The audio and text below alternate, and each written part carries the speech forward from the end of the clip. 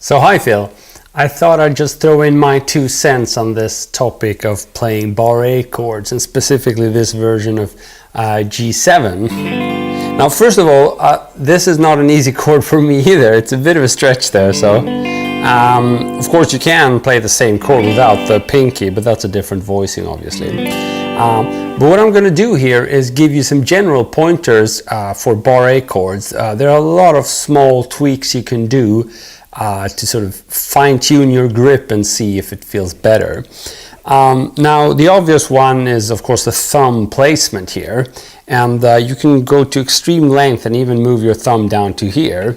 You should try all of them. And you know, as for any of these tips, whenever you're trying something new, I would suggest you restart the whole grip, so that if you want to try a different thumb placement, then relax your fingers and start all over.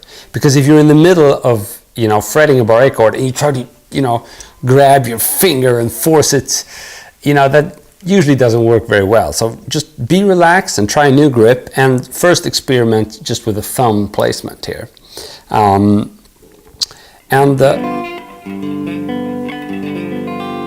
You know, we're about to conclude that there's no one right answer, because where you place the thumb here in relation to what you do with the other fingers, when you consider that, there are so many different permutations of grips, so there's a lot of different ways to do it.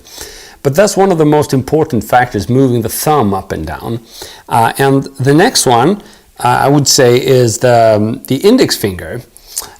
So this is just a matter of, you know, millimeters up and down, but it's definitely worth having your index finger stick out a bit more here, because that's going to give you the opportunity to use the lower part of the index finger for pushing, which is actually much stronger than the tip. If you think of it, the tip is going to be the weakest part, whereas this part is really strong. So if you move things up, that means you're going to cover a larger area with a stronger part of the index finger. So this often works.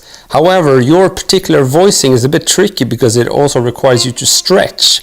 So if we omit this finger, it would be a whole bunch easier to move the index finger up, obviously. Okay, and another thing to consider, which definitely relates to the thumb placement, but it's the space in between your fingers and the fretboard. And I've heard some teachers describe it as you're supposed to pretend that you have like an egg or something sensitive here, and you have to keep a bit of a distance there. And this would also be like classical guitar posture. I can't show you now because I would take the guitar out of the screen, but basically if you have your neck high up, it's sort of easier to have a different thumb position. So you could experiment with that as well, moving your neck up and down.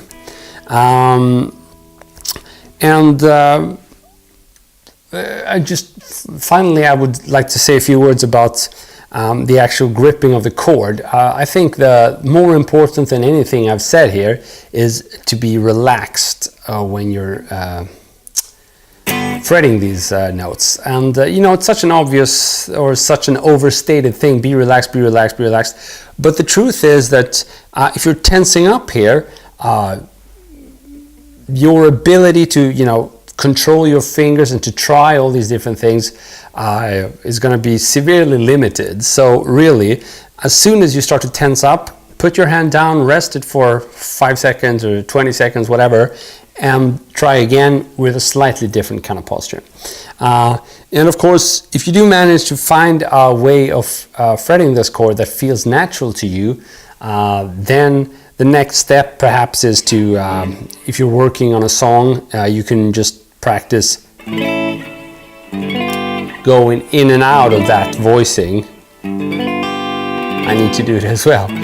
And eventually you'll have it nailed, hopefully. Okay, Phil, so have a good one and good luck.